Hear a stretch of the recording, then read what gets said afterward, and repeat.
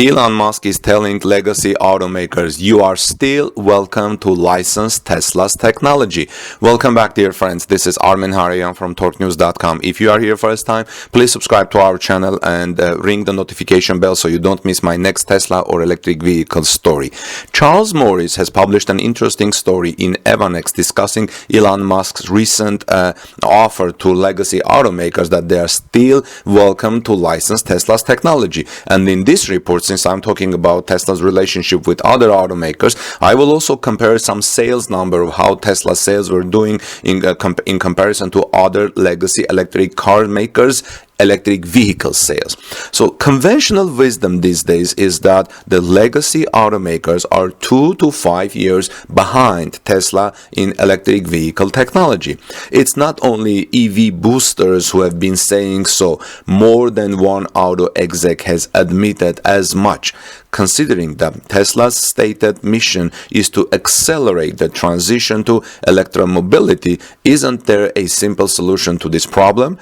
Elon Musk has said many times that he is open to licensing deals that would allow other automakers to use Tesla's technology. As far as we know, only 2 major brands have ever taken Tesla up on this long-standing offer. Back in 2010s, Tesla briefly provided batteries for Daimler's electric Smart and B-Class electric drive and for Toyota's RAV4 EV. Both of these were compliance cars that the companies sold in low volumes and soon discontinued. The problem that we found with programs we did with Toyota and with Daimler was that they ended up being too small, Elon Musk later said. They basically just calculated the amount they needed to keep the regulators happy and made the program as small as possible. We don't want to do programs like that. We want to do programs that are going to change the world. So from this, it appears that it was Tesla who terminated basically these programs, and it seems like Daimler and Toyota may not have very much interested in this program in a large scale. But recently, Elon Musk made another appeal. In response to a recent story about German automakers falling behind Tesla, Musk tweeted saying, Tesla is open to licensing software and supplying powertrains and batteries. We're just trying to accelerate sustainable energy, not crush competitors. Asked if Autopilot was included in the offer, Musk replied, sure. Could licensing some of the California's tech help the German or US automakers catch up? CNET retorted that things aren't that simple in the auto industry. The Volkswagen Group and others have invested billions of dollars in their own electric vehicle technology. Throwing it out and trying to plug in Tesla software, battery packs or whatever might not end up saving them any time, but it would cost them plenty both in cash and reputation. The Germans are used to thinking of themselves as the masters of the automotive industry, of the automotive universe, and they want to meet Tesla as equal, at least, not as poor supplicants. However, the idea of sharing the Supercharger network might present possibilities for mutual benefit. Der Spiegel recently reported that the German brands are struggling to handle the sudden surge in electric vehicle demand in Europe, and that a lack of charging infrastructure is part of the problem. Tesla now has almost 5,000 superchargers in 24 European countries, while the Ionity consortium has only 1,106 so far.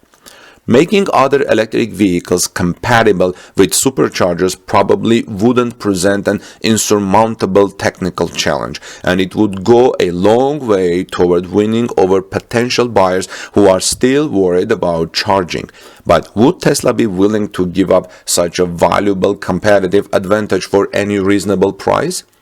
In 2015, Elon Musk said, "Our supercharger network is not intended to be a walled garden. It's intended to be available to other manufacturers if they like to use it.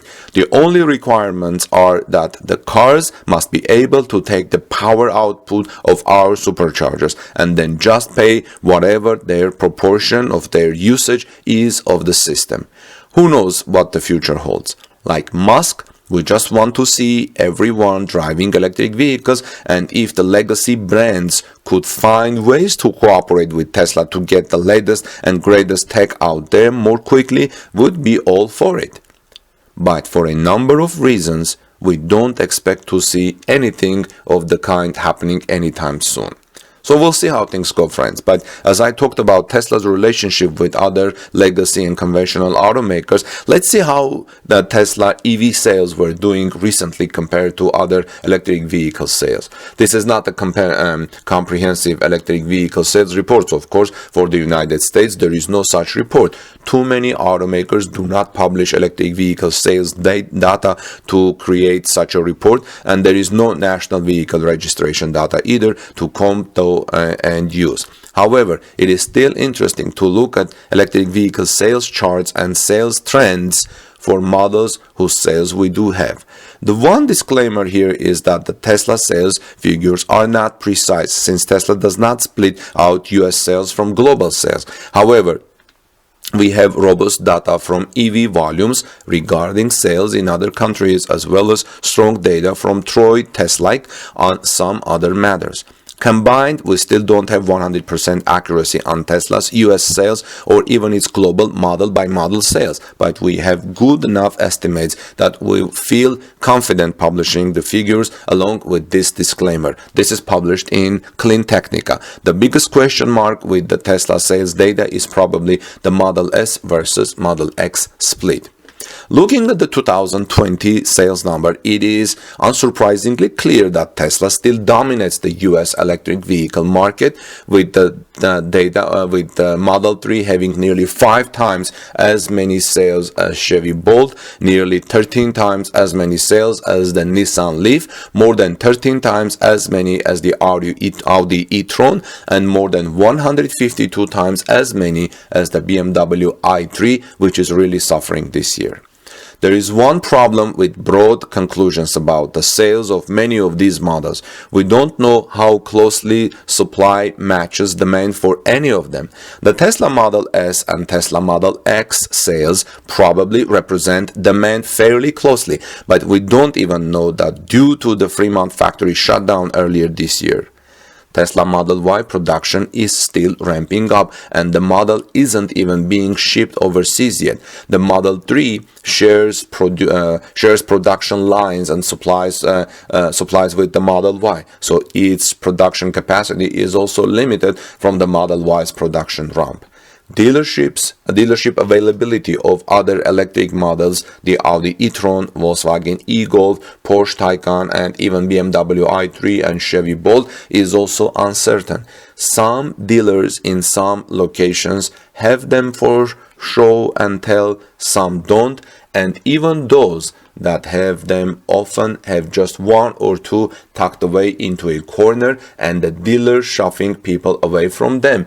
The problem is that's unlikely to change anytime soon for many of it, if not all of these brands. In fact, about 3 years ago, I went to a GM dealership, a Chevrolet dealership, and I asked if they have Bolt. And yeah, they said they have 2 Bolts. One was already sold out, and the other one, both of them were kind of were tucked away into the corner of the dealership. And I said, why are we not putting them in the front? He said, because we don't make much money of this. And this makes sense because the battery cost is still expensive. He said, I would rather sell several Corvettes rather than compared to one Chevy Bolt. They don't make that much money on electric car sales, and this will not change anytime soon until we get new batteries that will have costs less than $100 per kilowatt hour.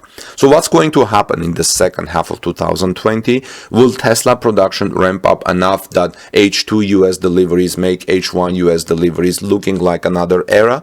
Will any of the electric models that saw steep drops in the first half of the year rebound in the second half of the year? Will the Audi e-tron or Chevy Bolt see a surge in sales? Well, at least they need to put them in the front of the dealership lots. Admittedly, compared to the European EV market, the US market is exceedingly boring. If not for Tesla, it would be a disaster. Even the few competitive models that are on the market face the challenge of limited availability and traditional dealers that don't want to sell them, or at least don't try hard. Furthermore, even in Tesla's case, outside of California, much more awareness of their top qualities and cost competitiveness is needed. Cost competitiveness will help other automakers to come up with electric vehicles that are cheaper, and the battery is a major part of it. Now, how much will improve in the second half of the year of 2020? That is the main question, and we don't know. But it will be good if maybe some other automakers take up on Tesla's offer. But then again, how do you become a supplicant? How do you save your reputation, especially if you are a German automaker or other automakers? But GM is making its own battery, and Volkswagen, and I don't know about Volkswagen, but Mercedes has a battery factory. And recently, yesterday or day before, I announced that reported that Mercedes is going to work with CATL to provide batteries and technologies. So we'll see how things go. In the meantime, friends, this is Armin Harayan from TorqueNews.com. Please subscribe to our channel and ring the notification bell so you don't miss my next Tesla story. Please also share this in social media, and also like this video to show your support and appreciation of all the people who help to bring these stories to you daily. Have a great day. God bless you, and take good care of each other. See you soon in my next report.